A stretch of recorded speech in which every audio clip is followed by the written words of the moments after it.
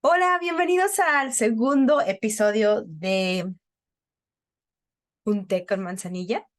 Y no sé si ya todos se prepararon un té, un café, algo para disfrutar este episodio. Si vas manejando, bueno, lo que tengas para tomar. Y recuerda que esta es una plática entre amigos, entre amigas y más allá, como romper esos silencios que a veces vivimos cuando tenemos un trastorno de la conducta alimenticia o cuando hemos vivido en conductas alimentarias desordenadas por varios años. Hoy el tema es, ¿me puedo recuperar de un trastorno de la conducta alimenticia? Y hay muchos comentarios alrededor de si realmente uno se puede recuperar totalmente o no. Eh, Y yo absolutamente te digo que sí te puedes recuperar y te voy a explicar por qué.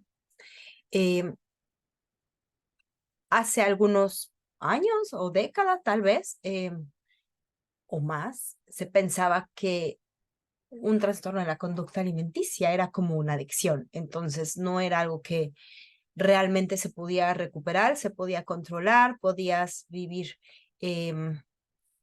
como regulándolo durante mucho tiempo, pero siempre existía el riesgo de recaer si te volvías a acercar a esas conductas o a esa sustancia de la que eras adictiva o a esos comportamientos. Y la verdad es que eso generaba muy poca esperanza, o la generó al menos para mí, para varias personas, decir, ¿sabes qué? Pues ya me tocó, ya tengo anorexia, ya tengo bulimia, ya como compulsivamente, ya no tengo solución, puedo controlarlo y voy a intentar, pero pues si recaigo y si toda la vida vivo así, está bien, porque ¿qué más podía hacer? Y era muy desesperanzador en realidad, muy como no había que jugar, o sea, era tanto así como, ¿y para qué juego? Y hoy en día se ha demostrado con diversos estudios, con personas que se han recuperado, y bueno, obviamente yo, que se puede y se puede recuperar al 100% de un trastorno de la conducta alimenticia, eh, a diferencia de lo que antes se creía. Y para poder responder por qué se puede recuperar o cómo, voy a explicarle algunos conceptos que creo que son como claves para este episodio, que en realidad después sería bueno hacer un episodio acerca de cada uno de los conceptos. Sin embargo, no podemos dejar de lado y a mí en realidad conocer esta parte que no es relacionada con la parte psicoanalítica o psicológica de la anorexia, sin embargo está relacionada de alguna manera, pero entenderlo desde esta parte eh, genética, nutricional, me ayudó mucho, en realidad más de lo que yo podría haber esperado, eh, porque me hizo como aterrizar esas ideas que no eran entendibles para mí y que no podía masticar, aunque me explicaran, ok, sí, esto puede venir de un trauma, de la ansiedad, de X o Z. Aún así, mis conductas eran como inexplicables. Y esta teoría me ha ayudado como a entender por qué actuaba así, por qué era algo tan compulsivo que no podía controlar. Em, y entender la anorexia como una respuesta genética a un déficit energético fue clave para mí. ¿Y qué es eso? Eh, Tabitha Farrar da muchísimos ejemplos de esto y de hecho escribió un libro que es excepcional, que está aquí, Rehabilítate, Rewire and Recover. Es excepcional. Si lo puedes conseguir, voy a dejar los datos en el episodio. Eh, Realmente a mí es uno de los libros que más me ayudó. Y digo esto con mucho cuidado porque hay libros que en lugar de ayudarte, te desayudan, te dan ideas, te confunden, te deprimen. Este en especial no tiene nada que ver con eso y es clave para la recuperación de cualquier persona que tiene anorexia, pero cualquier trastorno restrictivo también. Entonces vamos a imaginarnos como dentro de que, para explicar qué es el déficit energético, y ella pone este ejemplo perfecto del banco. Cuando tú estás endeudadísimo con el banco, imagínate esta situación que ya no tienes para pagar, o sea, simplemente debes y ya no puedes hacer nada. ¿Cómo llegaste a esa situación? Llegaste porque gastaste más de lo que ingresabas a ese banco. De igual manera, y esto sucedió en un déficit financiero. De igual manera, cuando estás en un déficit energético, tu cuerpo consume más energía de la que tú le provees.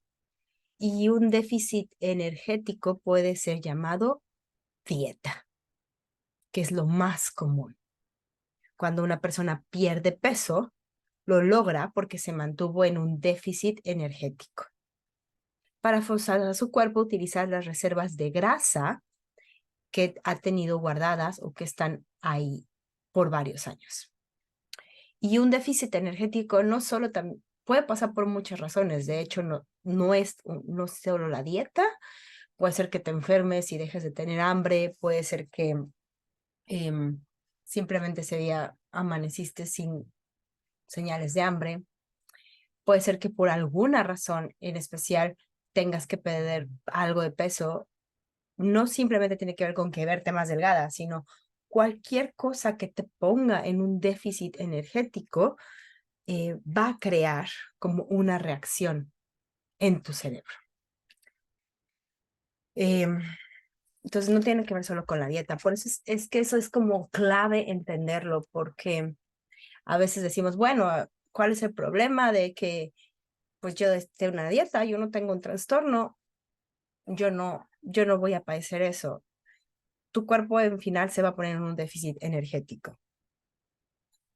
Sin embargo, no podemos dejar de lado que una de las cosas que nuestra sociedad nos pide es vernos de cierta manera, es lucir de cierta manera, y algunas veces ya ni siquiera es por la parte de verte bien, sino es por la parte de la salud. ¿Cuántas veces hemos ido al médico y te han enseñado estas tablas donde tienes que medir y pesar de cierta manera para entrar, según ellos, en un estado sano o saludable?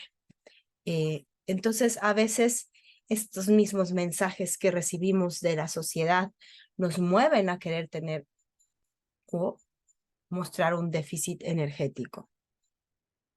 Y no importa la causa en realidad, porque si una persona tiene una predisposición psicológica y genética, más este mensaje de la sociedad, es muy posible que se pueda activar el chip de los trastornos de la conducta alimenticia, específicamente los que son en restricción. Y una vez activado ese chip, comienzan a suceder conductas que no tienen explicación. De la nada o de repente, cuando tú comías bien, un día, en realidad, la comida parece una amenaza. Un día, en realidad, tus señales de hambre cambian. Un día, en realidad, ya no te puedes dejar de mover y ya no puedes necesitar esas conductas compulsivas que hacías y te vas llenando de ellas. Y resulta muy, muy desafiante y muy descontrolador para ti entender por qué haces eso. Es que ni tú lo entiendes, no entiendes por qué tienes que comer de cierta manera, por qué tienes que usar siempre los mismos cubiertos, por qué siempre es el mismo plato, por qué siempre es la misma porción, por qué siempre es la misma comida, por qué te da tanto miedo cosas que jamás te dieron miedo. ¿Por qué? En realidad, es extraño y da mucha ansiedad y miedo indescriptible. Ahí está el riesgo de las dietas, porque tú no sabes quién o si tú mismo vas a tener esa predisposición a tener un trastorno de la conducta alimenticia. Y la única manera que lo sepas va a ser como encendiendo ese chip del trastorno de la conducta alimenticia, como poniéndote en un déficit energético. Entonces las dietas no son solo un juego, como a veces inocentemente nos acercamos a ellas, como la primera vez que hiciste una dieta, nunca fue pensando en tener un trastorno de la conducta alimenticia. Sin embargo, si lo tienes ahora, sabes qué sucedió. Y sabes que sucedió por esa primera vez que te restringiste, independientemente de si haya sido por buscar bajar de peso, por una enfermedad, por lo que sea. En mi caso, fue por una operación. A partir de esa operación, mi alimentación cambió, como sucede normalmente con las personas que tienen una operación. Bueno, pues su diente se vuelve unos días blanda y unos días pues el apetito también se va o es menor porque estás en diferentes condiciones médicas y físicas. Y fue como, me cae el 20 perfecto, fue como, ¡pum!, se despegó, porque claro que empecé a perder algo de peso, no sé cuánto, ni siquiera lo diría, pero fue muy significativo y no una gran. Y sin embargo, a partir de ese momento, mi chip se encendió y conductas se sumaron a ese momento. Entonces es muy importante que veamos esto como una alerta, como una conducta de riesgo. Las dietas restrictivas son una conducta de riesgo. El déficit energético es una conducta de riesgo y no solo para los adolescentes. Y quiero aquí ser muy claro, porque se está viendo hoy en día que mujeres en edad adulta están empezando también con trastornos de la conducta alimenticia. Entonces, hay que tener cuidado con qué y cómo nos acercamos y para qué nos acercamos a conductas de riesgo. Y bueno, aunado a esta restricción, obviamente cuando hay un déficit energético, cosas pasan en nuestro cuerpo, especialmente en nuestro cerebro. El cerebro de una persona malnutrida es diferente, piensa diferente, reacciona diferente, interpreta diferente. La química de su cerebro es totalmente diferente. La anorexia, la bulimia, el comer compulsivamente, no se ve solo en el cuerpo. Se ve físicamente si te haces un esquema del cerebro, se ve físicamente en el cerebro también. Cambia. Y esto es como algo muy científico que lo voy a leer, pero da una explicación mayor, porque la amígdala que está en el sistema límbico es responsable de responder y regular todas esas emociones, entre ellas el miedo. Y se ha visto en pacientes que con anorexia principalmente, cuando se les muestra cuerpos recuperados o comida, la amígdala se activa y se activa de manera intensa, mucho más que con personas que no tienen un trastorno de la conducta alimenticia, que pueden ser que sean dietistas constantes, pero aún así se activa diferente en las personas que tienen un trastorno de la conducta alimenticia, específicamente los restrictivos. También estudios han demostrado que la ínsula se activa al ver estas imágenes y la ínsula es la encargada de hacer varias funciones. Entre ellas, actúa como zona de asociación entre diferentes observaciones. Es decir, se encarga de la asociación entre procesos y emoción. Y es parte del proceso de la homeostasis. Estoy leyendo mis notas. Entonces, si el cerebro cambia, nuestras actitudes cambian. Nuestra manera de vivir cambia. Nuestra manera de percibir el mundo cambia. Nuestra manera de vernos a nosotros cambia. Y es clave que si tú estás pasando por esto, lo puedas entender. ¿Por qué? Porque no es solo acerca de tu cuerpo, no solo es acerca de cómo te ves, es acerca de lo que está pasando dentro de ti. Y no vamos a hablar en este episodio de las consecuencias que tiene la bulimia, el comer por atracón, la anorexia. No es el punto de este episodio. Sin embargo, es importante que sepas que también tu cerebro cambia para que comprendas que al cambiar esa parte de tu mente, específicamente el cerebro y las reacciones que hace, tus actitudes y tus comportamientos no van a ser los que solían ser antes de que padecieras un trastorno de la conducta alimenticia. Y ahí es cuando puedes entender por qué no puedes, literalmente, no puedes recuperarte solo por querer recuperarte. Ahí es cuando entra el entendimiento de que no se trata de tu fuerza de voluntad, sino es más amplio, es más intenso el tratamiento que solo tener ganas de recuperarte y que sí se puede sentir como una incapacidad de recuperarte. Una de las claves para la recuperación es dejar de restringirte. Y es lo más difícil de hacer. Suena tan fácil, pero es clave y es vital porque mientras tú no te dejes de restringir, tu cerebro, tu química no va a trabajar. Por lo tanto, la forma en que actúas no va a cambiar. Por lo tanto,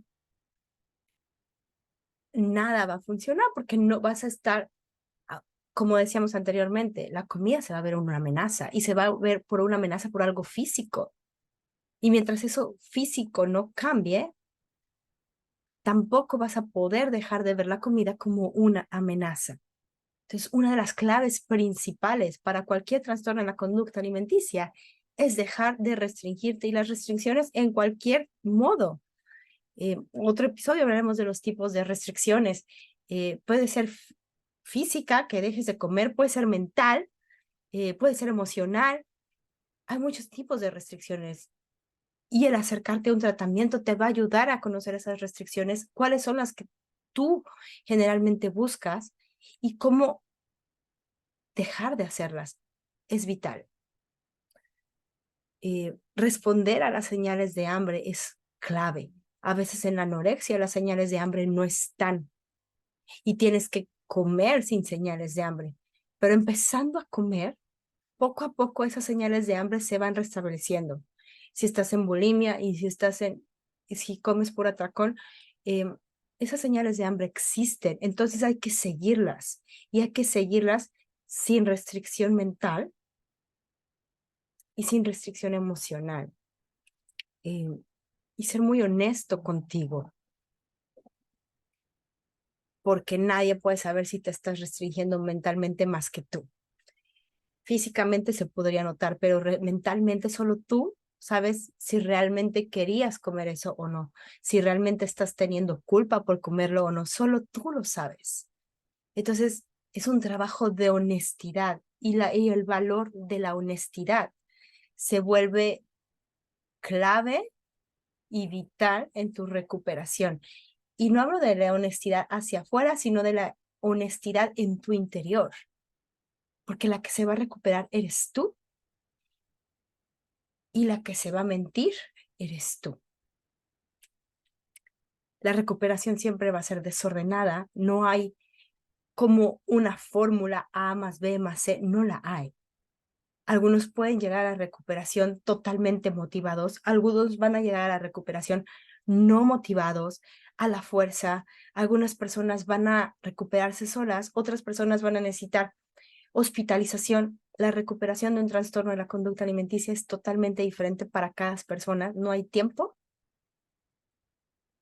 no hay lugar y no hay una fórmula establecida para todos. Lo que sí es muy importante en la mayoría de los casos, no digo, perdón, aquí voy a corregir, no en la mayoría, en todos los casos, es dejar de restringirte. Sin eso no puede haber una recuperación. Eh, Obviamente, si te estás dejando de restringir, viene también aceptar las señales de hambre. Y en muchas ocasiones, esto sí no es en todos los casos, en muchas ocasiones hay una ganancia de peso. Y ahí es cuando, ¡boom!, explotamos. Porque, ok, voy a comer. El proceso se puede ver así, voy a comer, empiezo a comer. Ok, voy a escuchar mis señales de hambre, empiezo a comer mis señales de hambre, sin restringirme. Pero cuando noto que he ganado peso, es cuando otras cosas se disparan por la misma reacción química que te estaba hablando anteriormente. Y es cuando mucha gente se detiene en el proceso. Cuando el peso llega a algún, y también es incontrolable y no se puede saber de qué manera va a llegar. Algunas personas llega de manera rápida, algunas personas va paulatinamente y otras nunca lo tienen. No se sabe. Sin embargo, puede ser algo muy detonante para todos nosotros que hemos sufrido por tantos años un trastorno de la conducta alimenticia.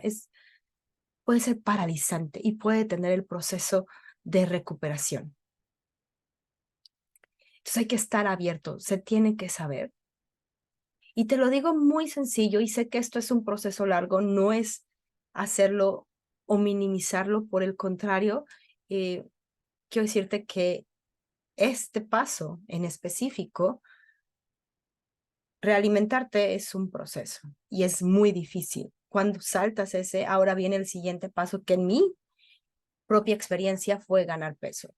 Y eso es, uff, terrible. Y junto con eso, parar las conductas de riesgo fue caótico para mí y he escuchado que para muchos, específicamente dejar de hacer ejercicio por varios meses y comer al mismo tiempo, fue para mí una bomba.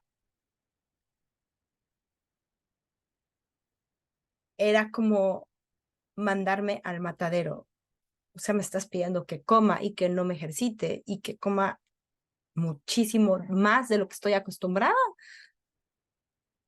Uf, pero es que era la única manera. Porque mientras yo siguiera en el déficit energético, no iba a recuperarme. Tenemos que parar el déficit energético, apagar el switch de la anorexia, para que todo vaya fluyendo de mejor manera y se llegue a una recuperación total. ¿Cuánto tiempo? No se sabe. Pero la recuperación sucede a día cuando vas tomando decisiones de recuperación. Eres tú la única que puede recuperarse y eres tú la única que se va a enfrentar a esos miedos, a esos momentos paralizantes, descontrolantes, en donde sientes que tu vida literalmente se acaba, que no sabes por dónde salir, que quieres salir corriendo de todos lados, que quieres botar la recuperación, pero es ahí donde tú tienes la última palabra para decidir, para saber que después de ese momento vas a haber avanzado un paso a la recuperación. Y al otro día otro paso a la recuperación. y al otro día otro paso a la recuperación. Y es día a día. Y un día llegas y puedes sentarte a comer enfrente de las personas lo mismo que ellos comen. Y un día llega y no pudiste hacer ejercicio y está bien. Y un día llega y simplemente tienes ganas de descansar y está bien. Y el día llega. Y ese día cuando notas que de repente no te estresaste por lo que comiste, no te estresaste por no hacer ejercicio. Es más, ni notaste cuántas horas estuviste sentada.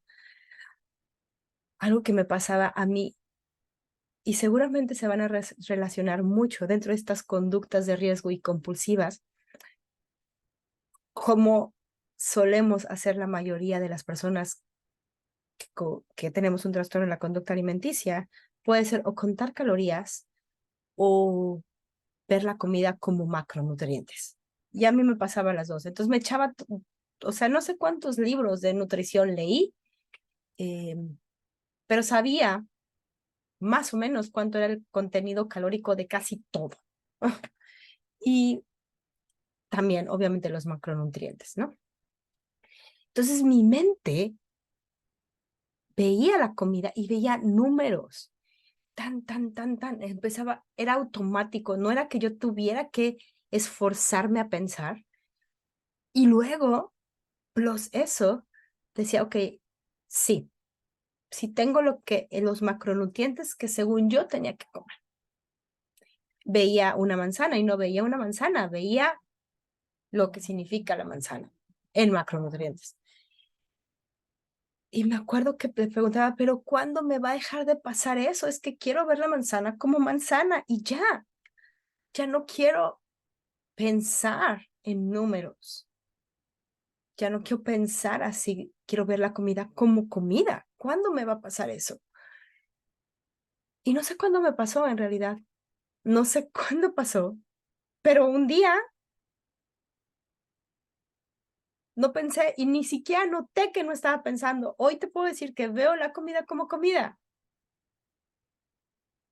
Un día dejé de contar calorías automáticamente.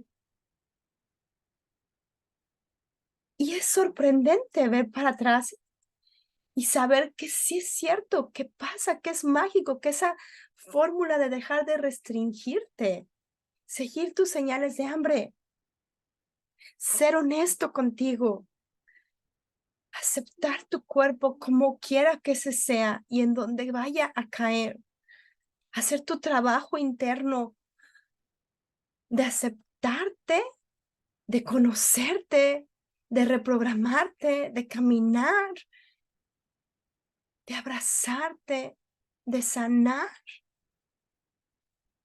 Funciona, funciona mágicamente. Lo que no es fácil, con eso no te digo que es fácil, pero funciona. Porque no es fácil tampoco vivir en anorexia y no es fácil vivir en bulimia y no es fácil viviendo con atracones. No es fácil. Ya la vida es difícil para ti. La recuperación va a ser muy difícil, pero funciona.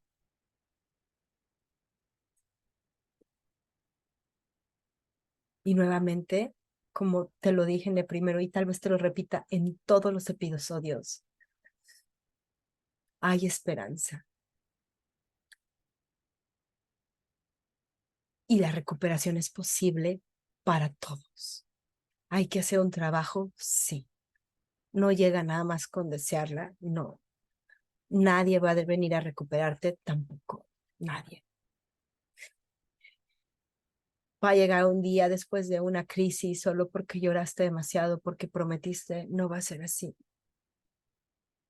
Tienes que pasar el proceso, tienes que comer, tienes que escuchar tus señales de hambre. ¿Tendrás o no que subir de peso? ¿Ganar peso? No lo sé. ¿Tendrás que correr por miedos? Indiscutiblemente tendrá que pasar eso. Tendrás que perdonarte. Tendrás que ir a lugares muy ocultos en ti. Tendrás que sanar. Tendrás que tener paciencia. Pero vale la pena. Vale 1000% la pena. Porque te imaginas estar sentada frente a un plato de comida y simplemente ver comida.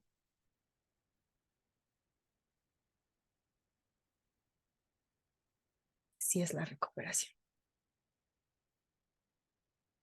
Pararte, poder trabajar, poder hacer tus actividades, cualquiera que esas sean, sin esa ansiedad de lo que vas a comer o de lo que no comiste o de lo que vas a hacer para deshacerte de lo que ya comiste. ¿Te imaginas? ¿Te imaginas un día no importar la talla que sea, simplemente usar lo que te gusta? ¿Te imaginas? Así se puede ver tu vida. Y no es solo ilusión, así se ve la vida ya de muchos. No creas que no es posible para ti. Date la oportunidad. Date la oportunidad. Tú puedes recuperarte al 100% de los trastornos de la conducta alimenticia. Gracias por escucharme. Gracias por tomarte 1 o 2 cafés o tés o lo que te hayas tomado. Y gracias por acompañarme hoy. Nos vemos en el otro episodio. Bye.